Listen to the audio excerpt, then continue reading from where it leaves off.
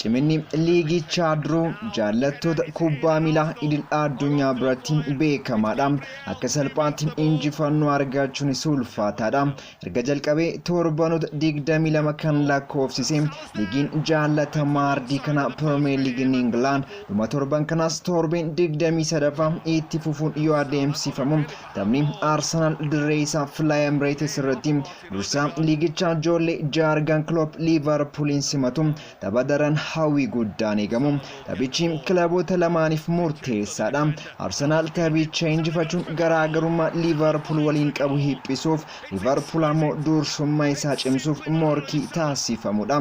Taphni isaanii marsaa jalqaba Anfield Roaditti kilabootni lamaan qabxii qoodachuun isaanii ni yaadatama. Tapha isaanii ammaanoo kaaba Londanitti diraamaa akkamitti mul'ataaf eegama. Sanbata guddaa galgala dirreen dhukaastota Fly Emirates tapha cimaa torban kana keessummeessiti.